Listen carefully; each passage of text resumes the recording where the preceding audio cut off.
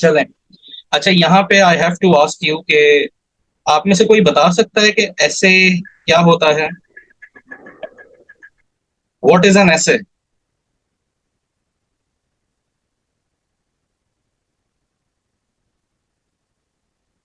What is an ऐसे?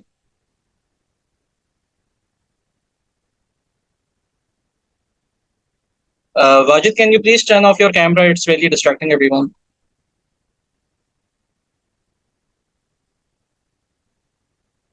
A detailed analysis of a certain topic, systematic flow of ideas on particular topic. Okay. In simple words, a test or an endeavor. अच्छा, ये this is new. एक test या एक कोशिश. I will not entirely agree with that. Point of view, your view as an issue, personal opinion, perspective. देखिए, अगर ये opinion या पर्सपेक्टिव है, जो कि ठीक है, I wouldn't say that is wrong, लेकिन मतलब why the essay? मतलब ओपिनियन तो आप वैसे एक दो लाइन में भी दे सकते हो. Analyze questions and write clearly. ये तो कमांड हो गई. Logical writing with research, structured literature. Okay, we have, मतलब आप लोगों के जहन में you have a perception of what is an essay. चले, let's see if what you're saying is right.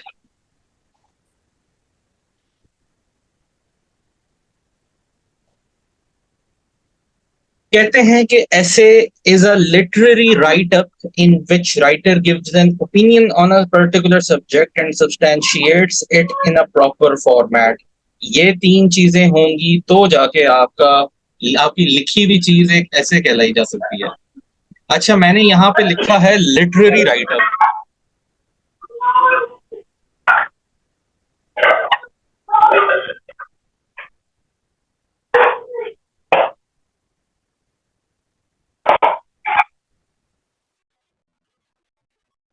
तो कोई मुझे बता सकता है लिटरेरी राइटर क्या होता है?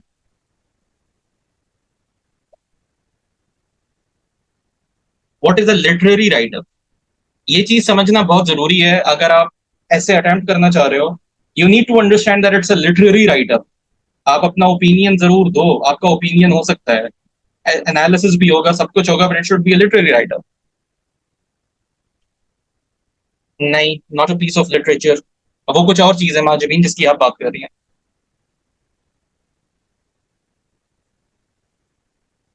चले, मैं आपको बता देता हूँ. नहीं, ऐसा नहीं है. नहीं, not an academic writing. Not even written in literal sense. देखें, आपने कभी एडिटोरियल्स पढ़े हैं डॉन न्यूज के या किसी भी न्यूज़पेपर के?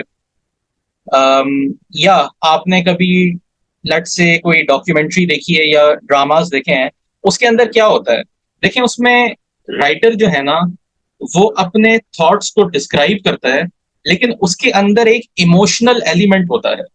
आपका जो आपके मूड स्विंग्स होंगे वो पढ़ के आप एक तरफ आप समझोगे कि ये थोड़ा जज्बाती भी हो जाओगे, एक तरफ आप कहोगे अच्छा नहीं नहीं ये बात ठीक नहीं है, आपके ओपिनियंस ऊपर नीचे होंगे. सो जबकि हो सकता है वो पढ़ने से पहले किसी टॉपिक को लेके आपका ओपिनियन कुछ और हो, लेकिन वो इस तरीके से प्रेजेंट करे अपना पॉइंट ऑफ व्यू कि that he touches your perspective, he changes your perspective about that topic, he gives you that emotional element that you feel something about it. अगर ये ना हो तो फिर लिटरेरी राइट अप नहीं होगा, फिर वो सिंपली फैक्ट होगा. मिसाल के तौर पे 2+2 is 4. इसमें कोई वो नहीं है, मतलब गलत बात नहीं है, बट इट्स अ फैक्ट.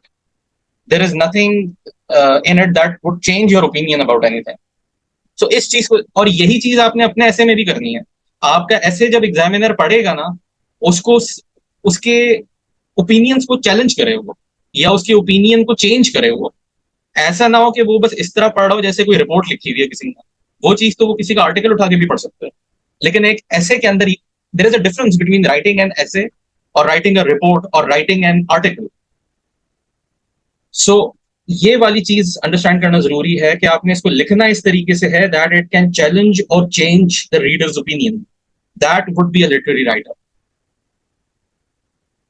चलें, मूविंग फॉरवर्ड.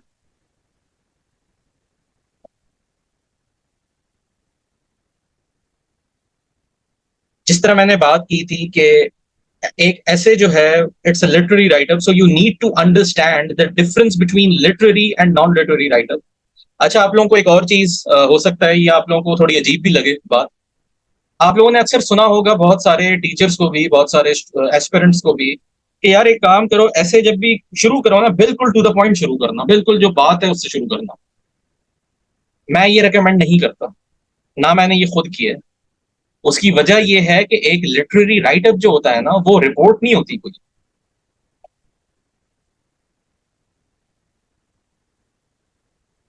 निम्र, मैं बताता हूँ वो स्टार्ट आपने किस तरह लेना है। लेकिन स्टार्ट आपने इस तरह लेना है कि उसके, या जो भी आपका ऐसे है, उससे उसका, जी जी बिल्कुल, अब्दुल रहमान रिकॉर्डेड लेक्चर भी मिल जाएगा, उससे उसका ओपिनियन चेंज हो पढ़ने वाले का। So that difference should be there in your writer. आप लोग अक्सर सोचते हैं ना कि इतने सारे लोगों का ऐसे क्यों फेल हो जाता है, मैंने तो सही लिखा था, मैं तो सब कुछ वही लिख के आया था, जो पढ़ के गया था मैं, ऐसे भी वही आया था, फिर भी फेल कर दिया। वो आप लोग उसको इतना ड्राई बना देते हैं, इतना स्ट्रेट फॉरवर्ड बना देते हैं कि वो उसको लगता है एग्जामिनर को कि वो एक रिपोर्ट पढ़ रहा है। वो ऐसे नहीं पढ़ रहा कोई। So be mindful of that when you write an essay next time.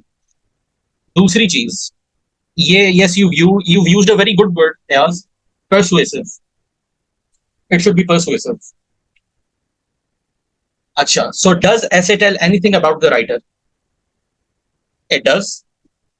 लिखने वाले के बारे में बहुत अच्छे से पता चल जाता है कि उसकी डेप्थ कितनी है, उसका स्कोप कितना है, उसकी नॉलेज कितनी है, और जो बात कर रहा है उसमें वजन है, या फिर एमी हवा में, या for the sake of argument लिख रहा है, या he doesn't know what he is talking about. एक ऐसे आपके बारे में बहुत कुछ बता देता है। एंड बिलीव यू मी, एक एग्जामिनर जो है ना, वो जहाँ पे ऐसे और इंग्लिश और नॉलेज कंटेंट देख रहा होता है, एक और चीज भी देख रहा होता है कि इस लिखने वाले के अंदर ऑफिसर लाइक क्वालिटीज हैं या ऑफिसर लैकिंग क्वालिटीज हैं। सो आपने अपने ऐसे के अंदर इस किस्म का रिफ्लेक्शन नहीं देना कि आप एक अनबैलेंस्ड पर्सन है, आपकी अप्रोच बैलेंस्ड नहीं है।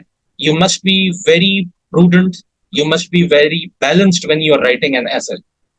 ऐसा ना लगे पढ़ के कि लिखने वाला जो है उसका कोई एक थॉट प्रोसेस नहीं है, उस एक इंतजार है उसके अंदर। Muqaddas, don't worry, I will give you the recording, आप डिटेल में उसको देख लेना if you have any issue. अच्छा,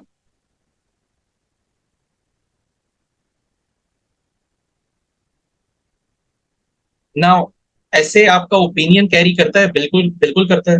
सो ओपिनियन क्या होता है, कोई बता सकता है?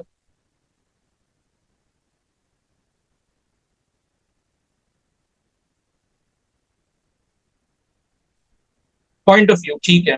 अच्छा, एक चीज मैं आप लोगों से पूछना चाह रहा हूँ, पर्सपेक्टिव, ठीक है, fine fine. You all know what an opinion is. अच्छा, अगर मैं कहूँ कि अम, जो अर्थ है, the earth revolves around the sun, क्या ये मेरा ओपिनियन है? It's a fact. अच्छा, okay, is there a difference between the two? Can a fact not be my opinion?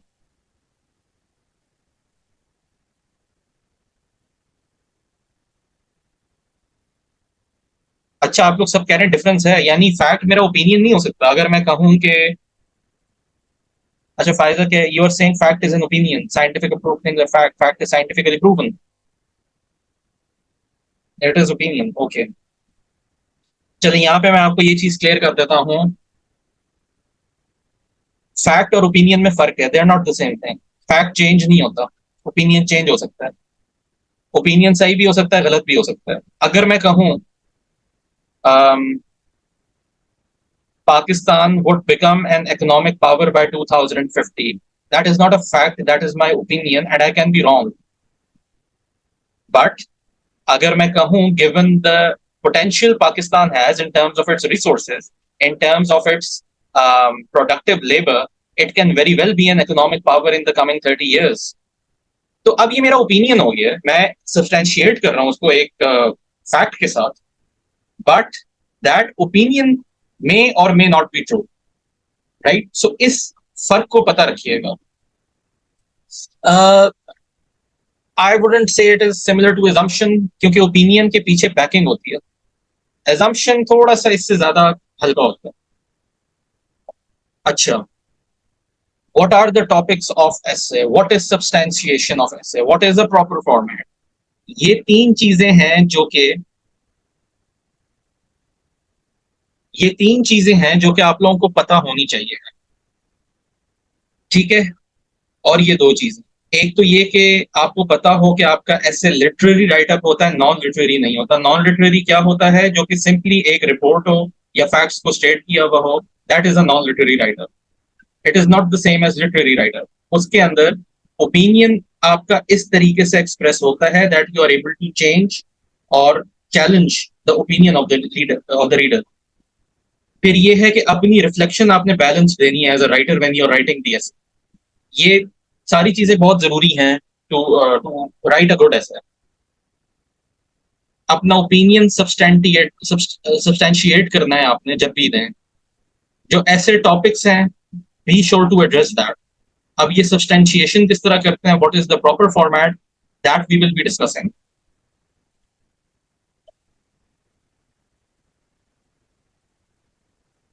देखें, ये चार तरीके के एसेज होते हैं जो कि सीएसएस टेस्ट करता है: डिस्क्रिप्टिव, एक्सपोजिटरी, आर्गुमेंटेटिव, लिटरेरी। कोई बता सकता है कि चारों में क्या फर्क है? इस लिटरेरी को उस लिटरेरी राइटअप से कंफ्यूज नहीं कीजिएगा जो कि थोड़ी देर पहले हमने डिस्कस किया। सिबगत रिफ्लेक्टिव ऐसे जो है वो अब टेस्ट नहीं करता सीएसएस। इसमें एक और भी होता था नैरेटिव, उसको भी अब टेस्ट करना छोड़ दिया है इन्होंने। देखिए, डिस्क्रिप्टिव ऐसे होता है जिसमें सिर्फ आपने एक पॉइंट ऑफ व्यू को डिस्क्राइब करना है। योर पॉइंट ऑफ व्यू, आपका पूरा ऐसे इस चीज पर बेस करेगा कि आपने डिस्क्राइब किया हुआ है अपना ऐसे। जैसे कि एग्जाम्पल है, peace is vital for economic development.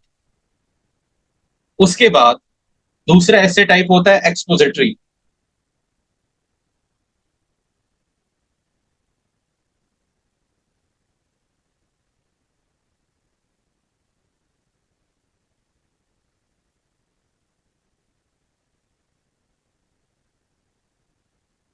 Expository में क्या होता है कि आपने उस ऐसे के अंदर जो जो एलिमेंट है उसको बाहर लेके आना है। कोई छुपी हुई चीज होगी। इसकी एग्जांपल देख लें, ये पास्ट पेपर की ही मैंने दी दी है आपको। Bail out packages, recipe for disaster और ब्लेसिंग।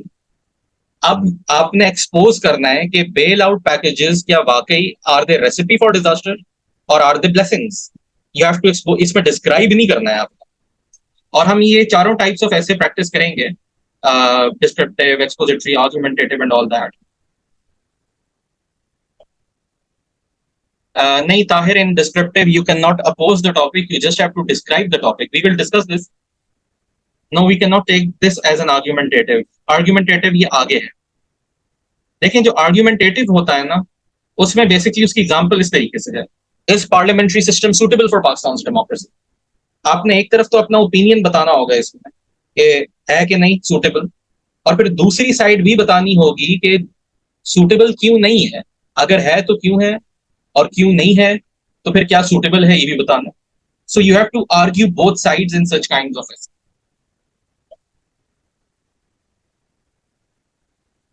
फायजा, ये हम इसको पढ़ेंगे कि हम कैसे एनालाइज करते हैं कि कौन सा ऐसे किस काइंड का है। आप लोगों को बताने का मकसद ये है कि इन चीजों का हमने ख्याल करना होता है जब हम एग्जाम्स में जाते हैं ना, कि हम कौन सा ऐसे अटेम्प्ट कर रहे हैं, विच काइंड ऑफ एन ऐसे इज इट, क्योंकि हर ऐसे को डिफरेंट तरीके से अप्रोच करना होता है। यस मार्जरीन, वील डिस्कस दिस। अच्छा, लिटरेरी ऐसे क्या होता है? It is more of a philosophical type of an essay. जैसे एग्जांपल है, और ये भी पास्ट पेपर्स में से ही है: I fall upon the thorns of life, I bleed. Now this has more of a philosophical element to it, और इसको इसी पर्सपेक्टिव में आपने लिखना होता है। दिस इज वन ऐसे जो कि वन ऐसे टाइप जो कि इतना पॉपुलर नहीं होता, because not everybody has that kind of a taste. At least I did not. लेकिन बहुत सारों में होता भी है जो करना चाहते हैं और करते भी हैं। So do it if you have that kind of flair. और इसको भी किया जा सकता है, it is not difficult to attempt such a topic, but only if you are able to deconstructed correctly.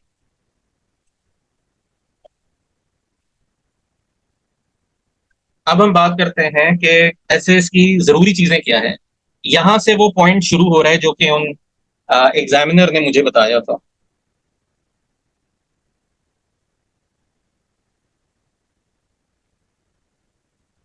नहीं रिजवान, एक साइड नहीं ले। ये हम डिस्कस करेंगे, अगर सारी चीजें आज ही डिस्कस कर लेंगे तो आगे सेशंस में क्या होगा फिर। We'll discuss this, take it in stride. सबसे पहले ये है, you have to design the thesis statement in accordance with the nature of essay, and that is the key to qualifying an essay. आपने ऐसे टाइप्स अभी पढ़ी है ना, तो आपकी थीसिस स्टेटमेंट जो कि एक एलिमेंट है ऐसे का, उसको उस तरीके से डिजाइन करना होता है जैसे कि वो ऐसे टाइप है। आई एम श्योर आप लोग सोच रहे होंगे थीसिस स्टेटमेंट किस भला का नाम है। वी विल डिस्कस एवरीथिंग, लेकिन ये फिलहाल मैं सिर्फ आपसे एसेंशियल्स डिस्कस कर रहा हूँ। हम काफी डिटेल में पढ़ेंगे what is the thesis statement. Then I am sure all of you are familiar के एसेस की आउटलाइन भी होती है, और वो मेरी नजर में वाजिब का दर्जा रखती है। अगर इसके बगैर ऐसे देंगे आप, बहुत कम चांस है कि वो ऐसे क्वालिफाई हो। अगर यहाँ पे कोई ऐसा है जिसको नहीं पता आउटलाइन क्या होती है, वो पूछ सकता है मुझसे, आई विल टेल यू। अच्छा, जो आपका इंट्रोडक्शन होता है, देखें ऐसे के अंदर आपको पता है तीन चीजें होती हैं, इंट्रोडक्शन, बॉडी और कंक्लूजन। सो जो आपका इंट्रोडक्शन है ना, that needs to be engaging and directional. यानी वो इस किस्म का हो कि पढ़ने वाला जो है ना, वो एकदम से इमर्स हो जाए, he gets interested in reading more about your essay, और एक खास डायरेक्शन स्पेल आउट हो रही है उस इंट्रोडक्शन के अंदर। Then it is the compliance with the requirements of paragraph development, यानी बॉडी के अंदर जो है, आपके इंट्रोडक्शन के बाद जो जो बॉडी ऑफ योर एसे है, उसमें पैराग्राफिंग या पैराग्राफ डेवलपमेंट की जो रिक्वायरमेंट्स हैं वो पूरी हो रही हो। वो क्या है, we will also discuss that in detail.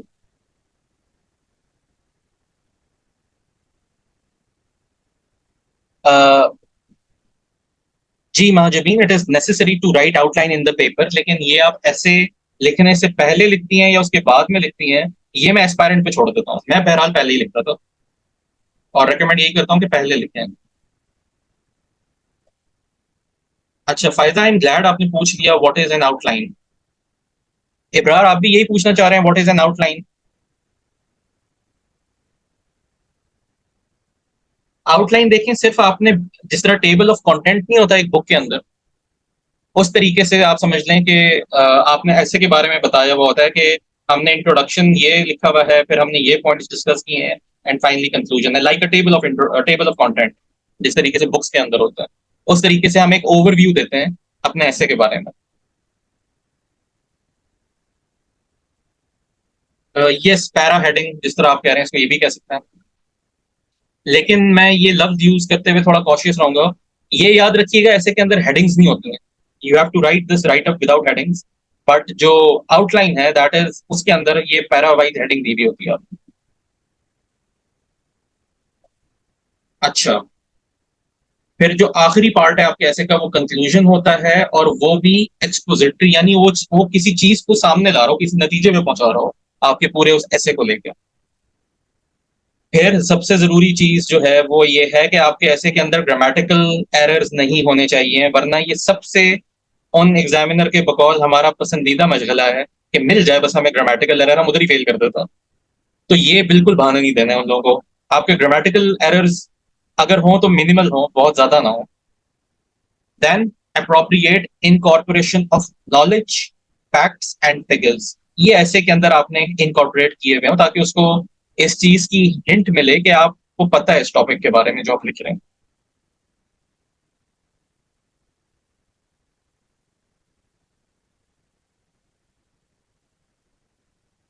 Obviously when I से ग्रामेटिकल करेक्टनेस, उसमें वोकैबुलरी की चीजों को भी है कि स्पेलिंग मिस्टेक्स ना हो।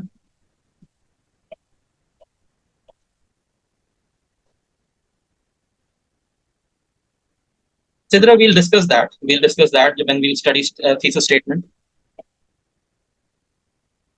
अच्छा,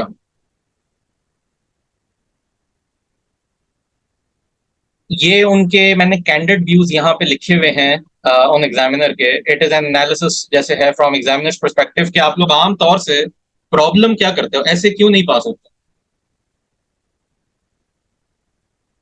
पहले आप लोग इस पे फोकस कर लें। ये वो गलतियां हैं जो आप लोग करते हो जिसकी वजह से ऐसे फेल होता है, एग्जामिनर्स का कहना है। और ये बात मैंने एग्जामिनर रिपोर्ट से भी निकाली भी है। वो कहते हैं कि majority of candidates rely on सब स्टैंडर्ड एंड स्टीरियोटिपिकल मटेरियल। तो इस चीज का ख्याल रखिएगा कि जो मटेरियल यूज कर रहे हैं that should be not be substandard and should not be stereotypical. Glaring flaws in comprehension and expression. Comprehension मतलब अंडरस्टैंडिंग, समझा नहीं आपने और लिखना शुरू कर दिया। और अगर समझ भी लिया तो आपका एक्सप्रेशन सही नहीं था। आप जो अल्फाज यूज कर रहे हो वो उसको सही तरीके से एक्सप्रेस नहीं करते, जो कि विच दैट डिमांड्स।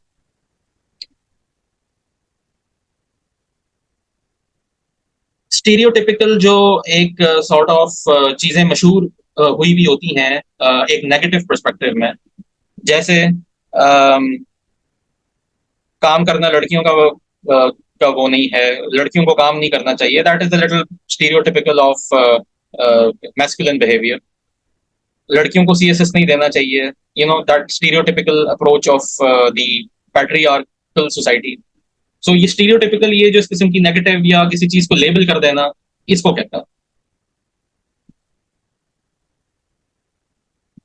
अच्छा देन ये इस चीज को समझें, haste in writing a topic without understanding its meaning, spirit, direction and range.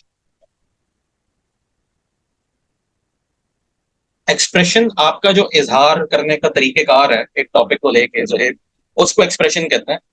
आपको जिस तरीके से अपनी राय का इजहार करना चाहिए था, आपने या तो बहुत ही एक्सट्रीमिस्ट किस्म के अल्फाज, स्वीपिंग किस्म की स्टेटमेंट्स लिख दी, जो कि मिसाल एक देता हूं आपको। एक टॉपिक है energy crisis in Pakistan. 70% of the students introduction की जो पहली लाइन लिखते हैं वो पता है क्या लिखते हैं? Pakistan faced energy crisis since its inception, जो कि गलत बात है। पाकिस्तान को पैदा होते ही ये प्रॉब्लम नहीं हुई थी, 90s में शुरू हुई थी। सो लेकिन अपनी बात में वजन डालने के लिए आपने ये लिख दिया कि भाई पाकिस्तान के तो बनते साथ ही हमें पावर क्राइसिस थी। ऐसी बात नहीं थी। सो अपना इजहार करते हुए ना, yes Pakistan has faced the problem of power crisis और energy crisis for many years, ये बात सही है। लेकिन अगर आप वो हद तक पहुंचा दें कि नहीं जी 47 से ही मसला चल रहा है, वो बात गलत हो जाएगी। अच्छा, ये जो तीसरा पॉइंट है मैं इसको ज्यादा इंपॉर्टेंस देता हूँ कि टॉप लिखते हुए जल्दी मत करें, टॉपिक को समझें पहले। इसकी एक और एग्जांपल मैं देता हूँ कि मैंने दोनों बार जब क्वालिफाई किया है, मैंने एक्चुअली जो ऐसे लिखना शुरू किया था ना वो 45 मिनट्स बाद शुरू किया था। 40 मिनट्स 30 मिनट्स तक जो है मैंने सिर्फ इसको समझने में गुजारा था, टॉपिक को, right from the start till the end. अच्छा, फिर a loose and lengthy jumbled plot produced without any sense of relevance, clarity, coherence and structured organization। ये लिंक तीसरे वाले पॉइंट से ही है।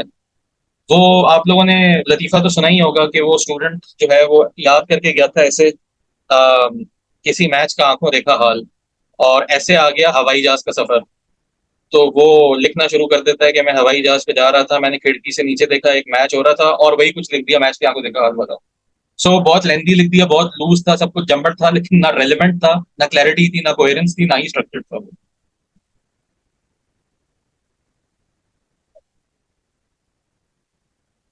अच्छा, लैक ऑफ कॉन्सेप्चुअल क्लैरिटी। जैसे मैंने आपसे कहा कि एक एग्जांपल चले मैं दे देता हूँ। एक स्टूडेंट ही था, मॉक में उसने लिखा था, Napoleon said Pakistan is rich in resources but poor in management.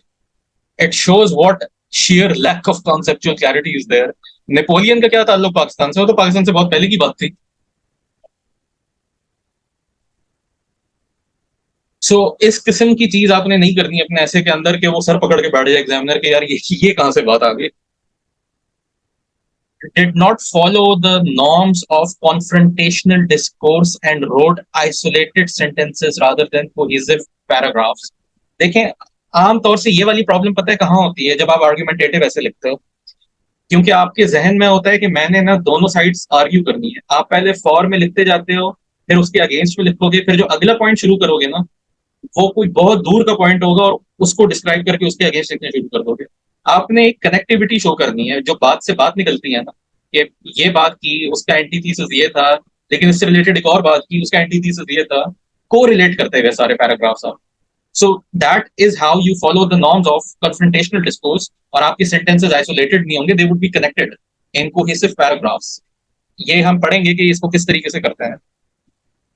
लेकिन और दूसरी चीज, जब भी आप फर्ज करें एक ऐसे आया हुआ है जैसे ये था, इज पार्लियामेंट्री या is Pakistan more suitable for presidential form of government, आप उसके अगेंस्ट लिखना शुरू करते हैं और बहुत वॉयलेंट या बहुत ज्यादा आप इंटेंस आर्ग्यूमेंट्स दें, that is not a correct norm of confrontational discourse. आपने थोड़ा सा एक सोफिस्टिकेटेड तरीके से और एक रिस्पेक्टफुल तरीके से अपना डिसएग्रीमेंट भी शो करना है। उसमें बहुत ज्यादा एक इमेच्योरिटी रिफ्लेक्ट ना हो रहे हो आपके लिखने में। Something we will also discuss how to do that.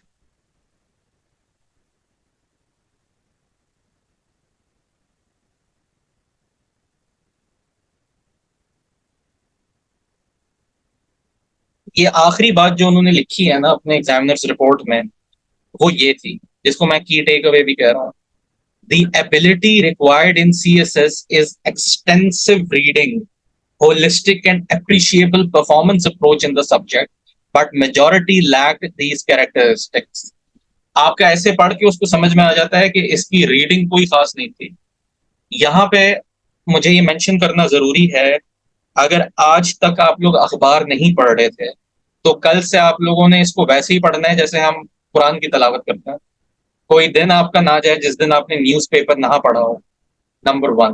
Number two, आपने आर्टिकल्स, चाहे वो इंटरनेट पे हो, रिपोर्ट्स और बुक्स, इसको एक्सटेंसिवली पढ़ना है, मेक इट योर हैबिट। आप मतलब मैं तो आमतौर से बुक्स उस वक्त पढ़ता था जब रात को सोने लगता था, rather than using my mobile phone. वो माजरीन हम डिस्कस करेंगे आर्ग्यूमेंटेटिव ऐसे डिस्कस करते हुए।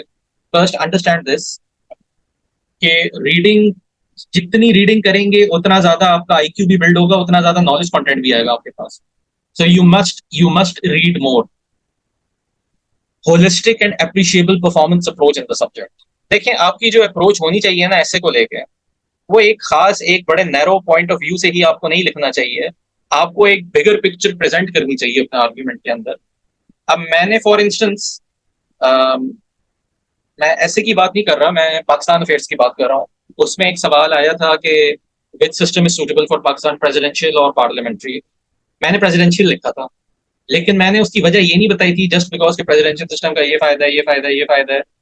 मैंने बात शुरू यहाँ से की थी कि देखें पाकिस्तान की गवर्नेंस के साथ क्या प्रॉब्लम है। We have this lack of unity of command. हमने इस चीज को पूरा करना है अपनी गवर्नेंस को इम्प्रूव करने के लिए, और वो किस तरह पूरी होती है प्रेसिडेंशियल सिस्टम से, वो मैंने बस बताया था कि if you are able to solve this problem, you will be solving the problem of governance in Pakistan. So एक present the bigger picture when you are writing an essay, उसको वो एक नैरो या बिगटरी सी चीज ना हो।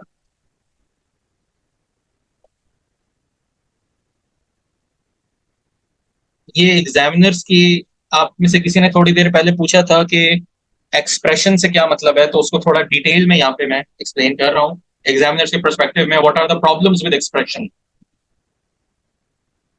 वो ये कहता है आप लोगों से that you have problems with your expression, so what does he mean. अभी तक मैं आपको सारी वो चीजें बता रहा हूँ जिससे ऐसे फेल होता है। अगर ये चीजें नहीं करेंगे तो आपका ऐसे पास हो जाएगा। This is the only alternative. So you have to understand what goes wrong first in order to do things right. Poor expression, जैसे मैंने बताया था, इजहार गलत होता है। फॉल्टी लैंग्वेज, एक मेरा फेलो एस्पिरेंट ही था, अनफॉर्चुनेटली कुडंट क्वालिफाई। वो एक लफ्ज बहुत यूज करता था अपने पेपर्स के अंदर, फ्लैबरगास्टेड। उसको बहुत शौक था यूज करने का, हालांकि उसको सही से मतलब भी नहीं पता था इसका क्या होता है। और मैं उसे हमेशा कहता था तुम क्यों यूज कर रहे हो, और उसको हमेशा गलत जगह यूज करता था वो। The progress of Pakistan is flabbergasting, Pakistan was flabbergasted by Indian nuclear program. It was not required to use such language. मतलब आप simple language use कर लो, do not use faulty language. Then meaningless phrases, जिस तरह मैंने बताया, Napoleon said Pakistan is rich in resources. अपनी ऐसी meaningless बात आप कर रहे हैं, you know that didn't happen. Clear thought but defective language. आपकी सोच सही होगी एक टॉपिक को लेके, लेकिन आप लैंग्वेज जो है उसके लिए डिफेक्टिव यूज करोगे। मिसाल के तौर पे एक छोटी सी मिसाल दे रहा हूँ। लफ्ज जो सही होता है मुतमईन ना होने पे, वो होता है डिससेटिस्फाइड। बहुत सारे लोग लिख देंगे unsatisfied, which is not the proper way of expressing that lack of satisfaction. फिर flaws in comprehension and expression, यानी आप समझ ना पाए सही चीज जो है। Grammatical mistakes, inappropriate vocabulary, faulty basic English grammar, issues of punctuation and sentence formation। ये सारे वो एक्सप्रेशन के साथ प्रॉब्लम्स हैं जो कि एग्जामिनर्स वक्तन फवक्तन पॉइंट आउट करता है। नॉलेज के साथ क्या प्रॉब्लम्स रहती हैं? आप जो दे रहे होगे मटेरियल दैट वुड बी सब स्टैंडर्ड, या आपने जो नॉलेज शो की होगी वो बहुत ज्यादा क्रैम्ड होगी। इसकी एक और मैं एग्जांपल आपको देता हूँ। 2020 के अटेम्प्ट में again another fellow aspirant of mine, बहुत ब्रिलियंट लड़का था, आईबीए ग्रेजुएट का था, जबरदस्त इंग्लिश थी उसकी, और नॉलेज उसकी आज भी इतनी जबरदस्त है कि मुझे इंटरव्यू की तैयारी में भी उसकी हेल्प लेनी पड़ी थी।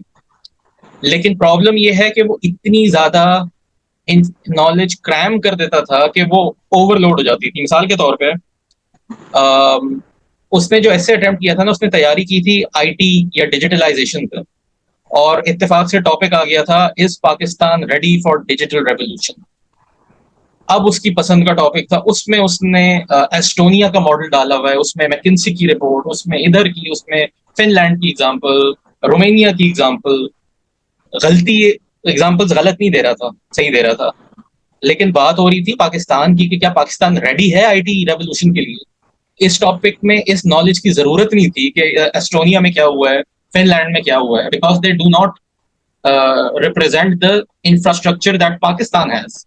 So that is the example of crammed knowledge, invalid and expired pieces of information। पुरानी बातें जो कि अब relevant नहीं है या invalid हो, वो भी शो करता है। और lack of knowledge, जैसे Pakistan has faced problem of energy crisis since its inception, it's an invalid information। Lack of genuine and innovative ideas, जो मैं बात कर रहा था ना आप लोगों से कि आप लोगों का पर्सपेक्टिव, आप लोगों की ओरिजिनलिटी बहुत मैटर करती है। आपका अगर कोई ओपिनियन है which has very solid background and which has substantial backing to it, उसको एक्सप्रेस करें, that would show your innovation, और उसको बहुत ये लोग वैल्यू करते हैं जो एग्जामिनर है। Then imbalance between intellectual and practical dimensions of subject। आप बात पाकिस्तान की कर रहे हो और मिसाल दे रहे हो इंग्लैंड और अमेरिका के गवर्नेंस सिस्टम की, तो that would show N imbalance between intellectual and practical dimensions of subject. अभी हम हमारी सोशल एवोल्यूशन उस लेवल की नहीं हुई है कि उनकी सोशल इंस्टीट्यूशंस हम यहाँ पर एक्सपोर्ट कर सकें या इधर अप्लाई कर सकें उनको। सो दैट वुड शो कि आपकी इंटेलेक्चुअल जो आपका आइडियाज हैं, वो for as far as intellect is concern वो तो ठीक है, लेकिन प्रैक्टिकली आपने इसको सोचा नहीं है इसके बारे में। Then shallow knowledge of subject, now subject के बारे में आपकी नॉलेज शो कर रही हो कि there is depth in your knowledge. Lack of confrontational discourse, यानी you are unable to present the different angles that the topic demands।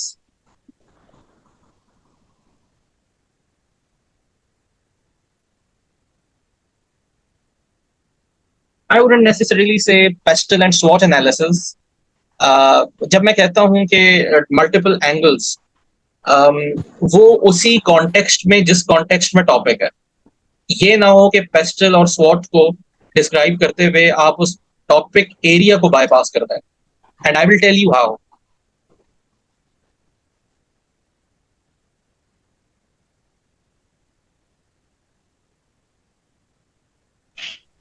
बहुत जरूरी एस्पेक्ट आपके ऐसे राइटिंग में, टू बी रेलिवेंट। ऑलमोस्ट मैं एस्पिरेंट्स को और अपने उन बहुत सारे दोस्तों को जो कि मुझे पता है पास कर सकते हैं, लेकिन मैं ऑनेस्टली हाथ छोड़ के कहता हूँ, खुदा के लिए जो लिख रहे हैं वो रेलिवेंट लिखें, इररेलेवेंट चीजें मत लिखें कभी भी। और इसको अगर एक सिंपल टर्म में आप समझना चाहते हैं तो इस डायग्राम को देख लें, what you want to say and what they are interested in. इसके बीच की जो चीज है ना, जो ये इंटरसेक्शन है, दिस इज रेलेवेंस। आप अक्सर वो बात लिख रहे होंगे जो आपको पता होगी, और ये एग्जामिनर्स कहते हैं, ये उन टीचर के वर्ड्स थे, students right what they know, they do not right what is being asked. यानी आपको जो कुछ पता है ना, आपके दिल में जो भी वो जो इल्म का समंदर होगा, आप उसको फेंक देंगे, वो बात ही कुछ और पूछ रहा होगा आपसे। सो ये नहीं करना है आप लोगों ने। इररेलेवेंट मटेरियल ना हो, ऑब्सक्यूरेंटिस्ट अप्रोच ना हो, बहुत ज्यादा एक्सट्रीम आइडियाज ना हो आपकी अप्रोच में। बिगेट्री यानी एक खास मखसूस नजरिए को खाली आप प्रेजेंट ना करें। Religious and anti Americanism avoid करें अपने एसेस के अंदर। यानी रिलीजियस का मतलब रिलीजियस एक्सट्रीमिज्म को अवॉइड करें। ये नहीं कि सिरे से ही आप रिलीजियस कंटेंट नहीं यूज कर सकते, but don't use too much of that content.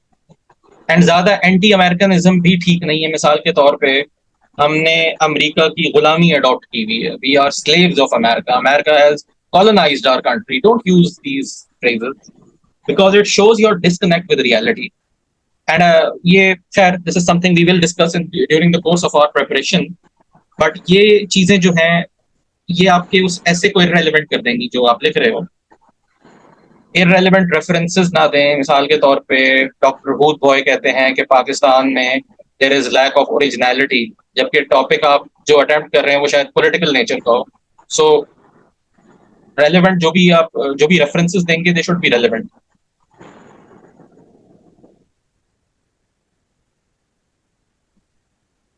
Coherence, इस डायग्राम को आप देखें तो आपको कोहेरेंस थोड़ी सी समझ में आएगी। ये डिस्टॉर्शंस बीच में ना हो जो कि आपकी बात का फ्लो बिगाड़ दें। You see this diagram, lack of coherence क्या होती है? Continuity of thought. यानी आप जो अपनी सोच, अपने आइडियाज को प्रेजेंट कर रहे हैं ना, प्रेजेंट करते करते एकदम से कहीं और पहुंच गए आप, उसको तोड़ के ब्रेक हो गया, वो ब्रेक नहीं होने देना, उसका फ्लो जो है। ये ना हो कि एक बात करते करते बिल्कुल मुख्तलिफ बात पर आप चले जाएं एकदम से। There should be a very smooth flow in how your ideas sail through the essay. Isolated sentences ना लिखने, मतलब एक फ्लो करते करते बीच में ऐसी चीज डाल दी जिसका ना सर था ना पैर था उस बात से। रैंडम आइडियाज ना हो कि बस आपने एक तरफ ये आइडिया दिया कि इकोनॉमिकली पाकिस्तान को ये करना चाहिए, फिर एकदम से आप कहें पॉलिटिकली ये करना चाहिए, फिर एकदम से आप कहें कि डोमेस्टिक वो फॉरेन फ्रंट पे ये कर देना चाहिए। एक ऑर्गेनाइज तरीके से लेके चले, पहले इकोनॉमिक कॉन्टेक्स्ट और आप बताएं इकोनॉमिक से पॉलिटिकल इकोनॉमी पे क्या फर्क पड़ता है, then come towards politics, then come towards के geopolitics and in terms of relations, external relations हमें वो एक अपना फॉर्म करना पड़ेगा। There should be a very clear connectivity and coherence in the way you present your ideas. Arguments without any logical reasoning. Obviously, your arguments need to have that logical backing when you are discussing them. Research-based facts are missing. आप जो भी facts याद रखें, या facts की बात कर रहा हूँ मैं, opinion की बात नहीं कर रहा हूँ। जो भी डिस्क्राइब कर रहे हैं उसके पीछे रेफरेंस देना जरूर भूलिएगा नहीं, and that should B research based. फिर ये है कि devoid of multiple angle in arguments. वो जो मैंने बात की थी कि आप एक खास नैरो पर्सपेक्टिव को लेके नहीं चलें, उस टॉपिक को लेके जो मल्टीपल एंगल्स बनते हैं वो आपके आर्ग्यूमेंट्स के अंदर हों।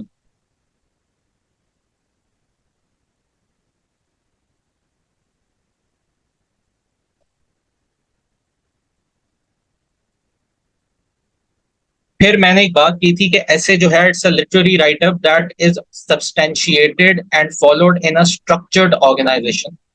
स्ट्रक्चरल फ्लॉज पॉइंट आउट किए हुए थे एग्जामिनर ने। So what is that? ये कहते हैं lack of organizational attributes. You don't know how to organize your arguments, उनको किस तरीके से ऑर्गेनाइज आपने किया वो। बेसिक स्ट्रक्चर इज फॉल्टी, यानी आपको पता नहीं है कि ऐसे का स्ट्रक्चर कहाँ से बात किस एंगल से शुरू करके कितने छोटे एंगल पर खत्म करना हो, या कितने छोटे से शुरू करके कितने बड़े पे खत्म करना हो. That structure should be very clear in your heads, and it should be reflective in your essay that you've written. We will be discussing कि structureize किस तरीके से करना है. Unfamiliarity with the basics of essay writing. मैं आपको बताऊं, अक्सर ऐसे जो फेल होता है ना, वो इस बात पे नहीं होता कि आपके पास नॉलेज नहीं थी. अक्सर इसलिए फेल होता है क्योंकि आपको स्ट्रक्चर करना ही नहीं आता था उसको. आपने सुना होगा बहुत सारे एस्पिरेंट्स कहते हैं कि यार मैंने क्या कुछ नहीं लिखा था ऐसे के अंदर, सब कुछ लिखा था मैंने, उसने फिर भी फेल कर दिया मुझे. ये एग्जामिनर को कोई मसला है, ये एम ही उठा के फेल कर देता है.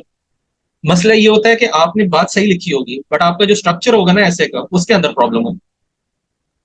इसी तरह मैंने यहाँ लिखा हुआ है अनस्ट्रक्चर्ड आउटलाइंस. आपको पता होना चाहिए किस पॉइंट को आपने पहले प्रेजेंट करना है, उसके बाद कौन सा पॉइंट प्रेजेंट करना है, उसके बाद कौन सा पॉइंट प्रेजेंट करना है. ऐसा ना हो कि सारे आपने ब्रेन स्टॉर्मिंग की, आपके जहन में जितने पॉइंट्स है सब आउटलाइन में आपने छाप दिए. ऐसे नहीं करना है. Aspects mentioned in outlines were not discussed. Outline में तो आपने लिख दिए बहुत सारे पॉइंट्स, एक्चुअल ऐसे के अंदर वो डिस्कस नहीं हुए थे.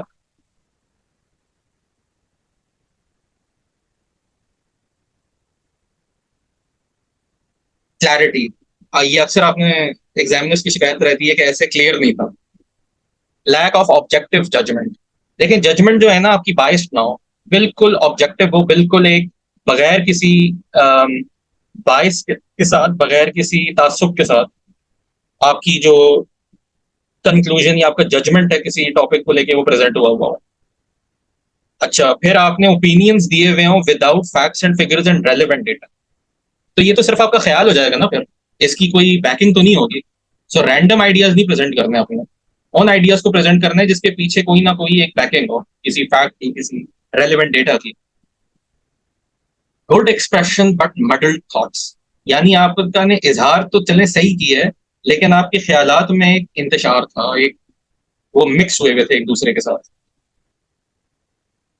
Jumbled and lengthy sentence without any clarity. मैं हमेशा रिकमेंड करता हूं अपने सेंटेंसेस को ना बहुत बड़े बड़े सेंटेंसेस मत लिखें, छोटे छोटे सेंटेंसेस लिखें, वो सही रहता है. और उसमें बहुत सारी चीज एक, कई दफा होता है कि आप एक बात लिख रहे होते हो और एक ही सेंटेंस में कई बार उसको रिपीट कर देते हो. दैट शोज कि you are unclear in what you are writing. So बहुत बड़े बड़े सेंटेंसेस नहीं लिखा करें, छोटे सेंटेंसेस लिखा करें. Lack of coherence and structured organization, lack of conceptual clarity and stereotypical answers. फिर एक ये प्रॉब्लम है दैट क्रिएटिविटी नहीं होती. जिस तरह मैंने आपसे कहा कि आपकी ओरिजिनलिटी बहुत मैटर करेगी, आपके ideas which are balanced and which have proper backing, लेकिन आपके ओरिजिनल आइडियाज होंगे वो बहुत ज्यादा उसके उसके आपको जो है क्रेडिट मिलता है एग्जामिनर की तरफ से. So do present your originality, show your originality in your writing. और थोड़ा सा क्रिएटिव भी बनाए अपनी राइटिंग को, मतलब ये चीज एक एविडेंट हो कि आपके जहन में कुछ आइडियाज हैं that are out of the box, that have not been discussed very frequently, but they should be relevant. ऐसा ना हो कि वो बस एक फैंटेसी की तरह हो. Writing without any sense of meaning, जैसे मैंने बात की कि बेमायने ना हो, उनके पीछे एक गहरा मतलब हो जो आप लिख रहे हो. स्पिरिटलेस, मैंने आप लोगों को बताया था ना कि एक लिटरेरी राइटर वो होता है जो जिसमें थोड़ा सा एक इमोशनल एलिमेंट भी हो, एक आपके इमोशंस को भी इफेक्ट करे. तो अपनी राइटिंग के अंदर जो है ना इस इमोशनल एलिमेंट को भी इंक्लूड करें, to be more persuasive, to persuade to the emotions and intelligence of the reader. आपने डायरेक्शन और रेंज सही से डिटरमिन नहीं की हुई थी टॉपिक के लिए, that would also show lack of creativity.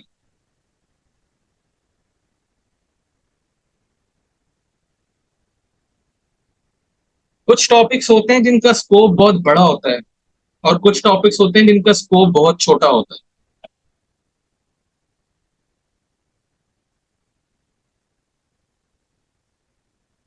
जरूरी नहीं कि हर ऐसे को थर्ड पर्सन की फॉर्म में लिखा जाए, मोस्टली लिख सकते हैं. आई विल टेल यू कि उस सूरत में अपना ओपिनियन कैसे प्रेजेंट करें, but I will tell you how to write an essay, in which form and when to use which form.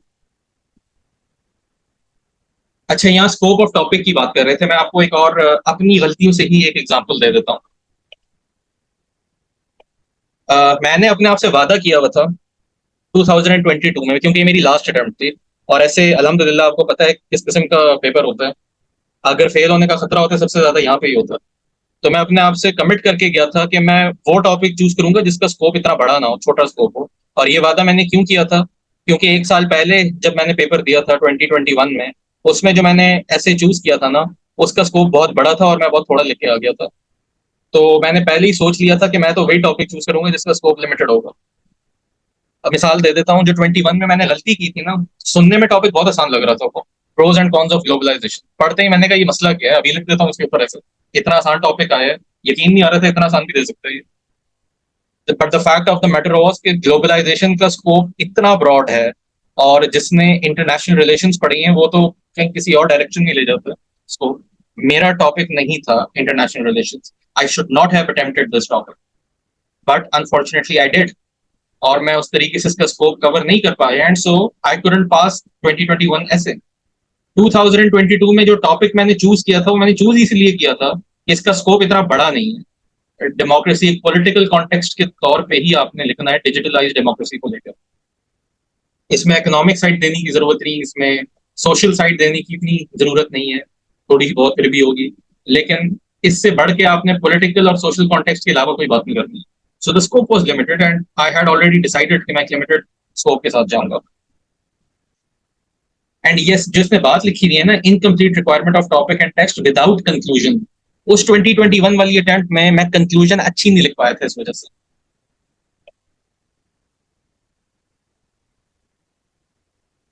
साथ टॉपिक्स देखें, एग्जैक्ट टॉपिक तो अननोन होता है, लेकिन ऐसा नहीं है कि टॉपिक एरियाज अननोन हो। टॉपिक एरियाज हर साल ऑलमोस्ट वही रहते हैं जो हर साल टेस्ट होते रहते हैं। For example democracy, for example education, climate change, digitalization, economy, international relations, international politics, geo politics, यही टॉपिक्स रिपीट होते हैं। हाँ, किस डायमेंशन से दें ये उसके ऊपर है।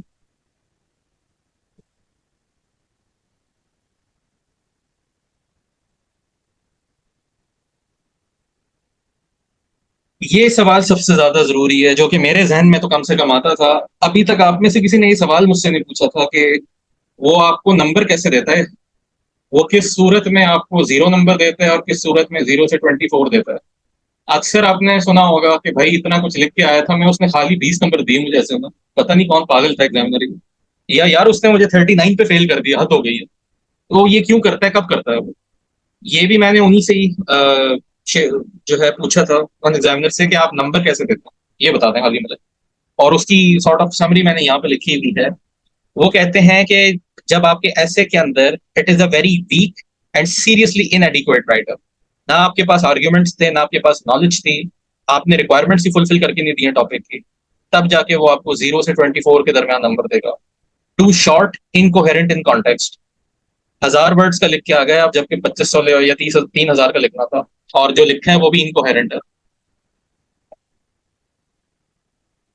पैराग्राफ लेंथ कितनी होनी चाहिए, इन पेजेस कितने चाहिए, अकॉर्डिंग टू ऐसे कितने पॉइंट्स बनाने चाहिए, आउटलाइन? रहमान, बस इतनी सी बात है कि 2500 to 3000 वर्ड्स आपके पूरे हो इसमें। पैराग्राफ्स की लेंथ मैं कहता हूँ बहुत ज्यादा नहीं, 100 वर्ड्स की मैक्सिमम, इससे ज्यादा नहीं। और आउटलाइन में कितने पॉइंट्स बनाने चाहिए, जितने रेलेवेंट पॉइंट्स हैं उतने बना लें। We will discuss this in detail. फिर failure to address the essay title. Rahman, that is not important कि हाफ पेज है या फुल पेज है, एनीथिंग। अगर 100 वर्ड्स के अंदर आपका आधा पेज आ जाता है, गुड इनफ। पूरा पेज आता है तो भी कोई प्रॉब्लम नहीं। लेकिन छोटे छोटे हो, मैं फुल पेज तो कभी नहीं कहूंगा एक पैराग्राफ का हो। एक पेज के अंदर आपके 3 4 आ जाने चाहिए। जी महाजबीन, ये हम डिस्कस करेंगे हाउ टू डिफरेंशिएट बिटवीन सब स्टैंडर्ड एंड स्टैंडर्ड मटेरियल। पहले ये हम देख लें कि वो आपको फेल कब करता है। फेलियर टू एड्रेस दी ऐसे टाइटल, मैंने इसकी एग्जांपल दी थी ना जब मैं मॉक कर रहा था। Problems with education systems of Pakistan, बात कोई और की थी। आई कुडंट एड्रेस दी ऐसे टाइटल। अच्छा, एक और चीज, ये तो मैं मॉक की बात कर रहा था, अब मैं आपको एक्चुअल एग्जाम की बताता हूँ जो उसमें ऑलमोस्ट मैंने प्रॉब्लम कर दी थी। एक बार विल डिस्कस दैट। जो एक्चुअल प्रॉब्लम मैंने ऑलमोस्ट कर दी थी 2020 में। अम, मैं बल्कि लिख देता हूँ यहाँ पे, वरना आपको इस तरह समझ नहीं आएगी बात।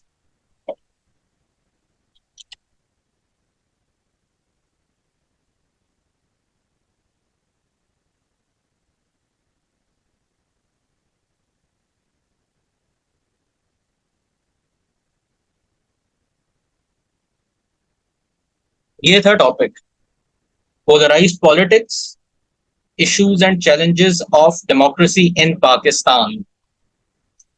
अच्छा, अब वही वाली बात है ना कि हम वो लिखते हैं जो हमें पता है, हम वो नहीं लिखते जो वो पूछ रहे हैं। सुनने में इतना मुश्किल नहीं लग रहा है ये। डेमोक्रेसी के issues and challenges in Pakistan, मसला ही कोई नहीं, अभी बता देता हूँ क्या है, किसको नहीं पता। अच्छा, वैसे थोड़े से मुझे भी आप लोग बता सकते हैं, तीन चार issues and challenges of democracy in Pakistan, कोई तीन चार बता दें।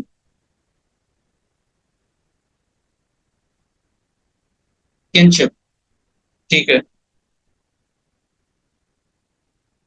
Dynastic political parties, military intervention, establishment intervention, rigged elections, बस काफी है इतना।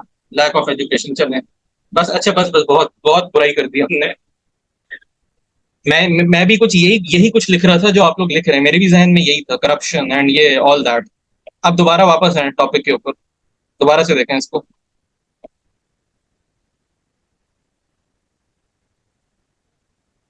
ये कह रहा है issues and challenges of democracy in Pakistan, not for democracy in Pakistan. यानी डेमोक्रेसी की वजह से इश्यूज एंड चैलेंजेस क्या है पाकिस्तान में, इस कॉन्टेक्स्ट में।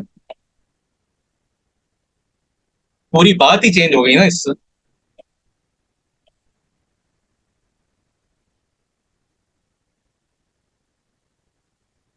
आप लोग शायद समझ नहीं पाए, उर्दू में ट्रांसलेट करें। जमहूरियत के चैलेंजेस, ना के जमहूरियत को चैलेंजेस। सो यू सी, ये बात मुझे आपको पता है कब समझ में आई थी ऐसे लिखते हुए, जबकि मैं इंट्रोडक्शन लिखना शुरू हुआ था, सारी आउटलाइन, सारी सारा पूरी तैयारी करके। जब मैं इंट्रोडक्शन लिखना शुरू हुआ तो यही बात मेरे जहन में आई, फेलियर टू एड्रेस दी ऐसे टाइटल। दोबारा से मैंने जब टाइटल देखा तो मेरी नजर जब ऑफ पे पड़ी ना, तो मेरी आंखें खुली रह गई कि ये तो मैं वो बात लिख ही नहीं रहा जो पूछ रही है। इसलिए मैं जब ऐसे करके आया था ना 2020 में, तो मैंने अपने फादर से कहा था, या तो सब फेल होंगे और मैं पास होऊंगा, या सारे पास होंगे और मैं फेल होऊंगा। और मुझे यही लग रहा था कि बाकी सारे पास होंगे, मैं फेल होऊंगा, बट सबने यही गलती की थी। ये जो प्रेपोजिशन है ना ऑफ वाला, ये इसने मरवा दिया था। ये फॉर नहीं, हम इसको फॉर पढ़ रहे था, ये ऑफ लिखा हुआ है actually. So always when ever you are writing the essay, always always go back to the essay title. उसकी जान नहीं छोड़नी है आपने। और बार बार अपने टॉपिक, वो पैराग्राफ्स लिखते हुए ना, उस वो एड्रेस कर रहा हो आपके ऐसे टाइटल को, ताकि आप लोग कभी भी ये गलती ना करें जो कि बहुत सारे कैंडिडेट्स कर देते हैं।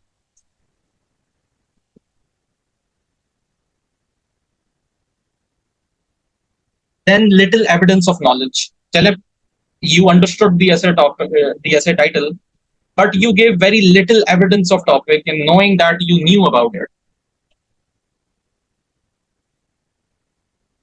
इरफान, डिस्कस करते हैं, we still have some time.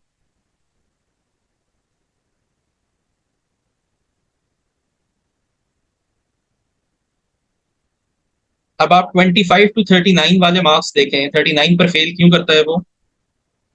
Short, poorly disorganised work, work poorly directed eight ऐसे टाइटल, ये दो गलतियां पहले भी की थी आपने जब उसने और कम नंबर दिए थे।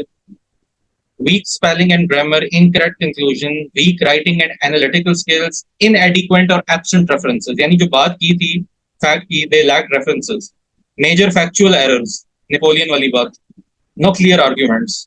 ये सारी प्रॉब्लम्स होंगी तो वो आपको इतने पे रोक देगा। अब बात करते हैं कि पास किसको करता है, किसको 39 से ऊपर वाला नसीब होता है इसको। आपने शायद यहाँ पे भी इनकम्प्लीट आर्ग्यूमेंट्स दिए हुए होंगे, but you would have presented adequate knowledge and topic understanding. जो भी बात कर रहे हैं that is reasonably well presented. You focused on the essay title, you wrote adequately and with analytical skills, although जो आपने गलतियां की थी उसमें लिमिटेड रेंज भी था। You did not document with references and examples, your structure was weak. इन चार गलतियों के साथ अगर ये चार काम सही किए हैं तो 40 दे देगा, पास कर देगा आपको। इतना वो देते हैं क्रेडिट एग्जामिनर्स जो हैं।